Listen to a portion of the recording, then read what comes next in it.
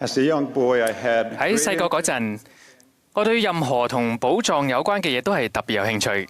我發現自己成日都沉浸喺故事同埋電影入邊，呢啲故事同電影都係同隱藏嘅財寶、藏寶圖或者係勇敢嘅探險家遺失財富有關。當我同我啲兄弟拜訪住喺阿根廷門多薩，即係位於安第斯山腳下嘅祖父母嘅時候，我哋會花好幾個鐘頭喺田入邊揾嗰啲閃閃發光嘅石頭，然後就迫不及待咁樣去敲開佢哋，希望可以喺入邊發現一啲好珍貴嘅嘢。結果只係揾到更多閃閃發光嘅礦石，從來都冇揾到真正嘅寶藏。當我哋研讀經文嘅時候，會見到財寶呢一個詞無數咁多次。呢啲經文大多數都係警告我哋唔好將心思放喺財富或者係俗世無益嘅事物上面。但係喺所有關於世上財寶嘅警告入邊，有一節經文揭示咗一件令人驚訝嘅事。主自己講過話，我哋係佢嘅珍寶。我講嘅係主喺西奈山對先知摩西講嘢嘅時候宣告，如果佢嘅子民聽從佢嘅話並遵守佢嘅約，佢哋就會成為佢特選嘅珍寶。天父最大嘅願望就係希望我哋可以再次同佢同住，喺佢嘅身邊享有永生。佢嘅事工同榮耀就係促成人的不死和永生。為咗實現呢一個目的，佢制定咗救恩計劃。佢差遣佢嘅愛子耶穌基督，打斷死亡嘅枷鎖，救贖世人嘅罪。咁樣嘅犧牲係天父對佢所有兒女擁有無限愛心嘅極致表現。天父同佢兒子耶穌基督嘅愛係至高無上嘅，超越咗一切任何嘅愛。人的愛心沒有比這個大的。救主邀請我哋歸向佢，選擇佢，呢個亦都係佢愛心嘅一部分。復活嘅主就係喺西奈山上講嘢嘅嗰位，而活着嘅基督至今仍然喺度呼召佢嘅約民。喺佢對摩西慈愛嘅教導入面，主建立咗一套模式，唔單止適用於古代嘅以色列民，亦都適用於所有渴望成為佢嘅珍寶，亦即係主嘅約民嘅人。呢一個模式包含兩項簡單但係強而有力嘅條件，即係聽從佢嘅話同遵守同佢所立嘅約，然後我哋就會成為特選或者係特別嘅珍寶。咁樣我哋就可以透過救主嘅贖罪犧牲而蒙受祝福、鞏固同埋佢嘅愛。羅素納爾遜會長教導，你我一旦與神立咗約，我哋與佢嘅關係就會比立約之前更加親近，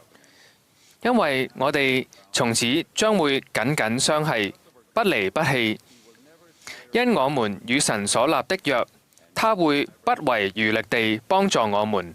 並對我們永遠有耐心，又有恩慈。我們每個人在神的心中都有一個特別的位置，他對我們寄予厚望。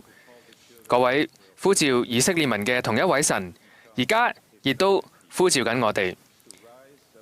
成為佢嘅約民，超脫於世俗，蒙受只有佢先至能夠賜予嘅祝福。對聖約嘅忠誠唔單止可以辨別出我哋就係神嘅子民，亦都可以賦予我哋能力克服呢一個已經墜落嘅世界嘅限制。達林烏克斯會長教導，服從神嘅誡命係克服人生挑戰嘅關鍵。講到將我哋同天父同佢嘅兒子耶穌基督聯繫埋一齊嘅神聖聖約嘅時候，佢宣告，只要我們藉着遵守他們的誡命，遵行他們的救恩計劃，來尊崇這些聖約，他們所應許的祝福會讓我們有能力飛升至高榮境地。喺現代嘅啟示入面，主美好咁樣描述咗我哋點樣知道自己係佢所接納嘅。佢話：我實在告訴你們，他們中間凡知道他們的心是誠實的、破碎的，他們的靈是痛悔的，並且願意藉犧牲，是的，我主將命令的任何犧牲來遵守聖約的，他們就是我所接納的。主唔會一下子就要求我哋要做到完美，而係要求我哋要有誠實而破碎嘅心、謙卑嘅靈，以及樂於準備好遵守聖約，甚至係喺需要犧牲嘅時候都係咁。正如我同我嘅兄弟從來都冇喺地表上面揾到寶藏一樣，成為主嘅珍寶，並獲得佢神聖嘅接納，亦都絕非隨便或者係偶然嘅事。佢需要有內心嘅努力，有信心嘅毅力同犧牲嘅奉獻。我哋必須願意將次要嘅事情，會令我哋嘅心同佢疏遠嘅習慣、渴望或者係安逸嘅舒適擺埋一邊。咁我哋就可以毫無保留咁樣奉獻出我哋嘅全部。只要我哋選擇跟隨先知嘅忠告，就算係挑戰我哋嘅潛能，或者係當我哋覺得唔方便嘅時候，都表明咗我哋對主嘅愛，展現出我哋係珍視佢，勝過世俗一切嘅渴望。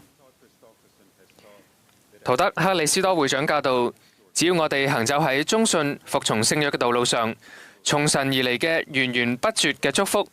即使我哋能夠忍受考驗，甚至化苦難為勝利嘅神聖力量，就會進入到我哋嘅生活入邊。佢之後亦都說明，當我哋遵守聖約，3個神聖嘅祝福就會跟住而嚟，就係神所應許嘅服從嘅果實將會顯明，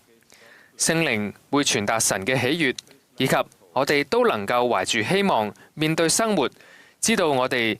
最終都必定得勝，因為我哋擁有神嘅應許。呢個正正就係成為主嘅特選珍寶嘅其中一部分含義。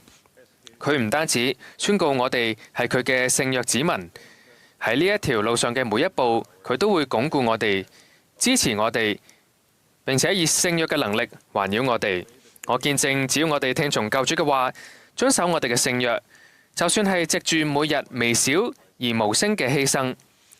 我哋都會更深刻咁感受到佢嘅愛，更清楚咁樣接受到佢嘅指引，因為佢活着。我哋可以確信，有一日我哋都會企喺佢嘅面前，聽到最重要嘅呢一句說話：我哋係佢所接納嘅。奉耶穌基督嘅名，阿門。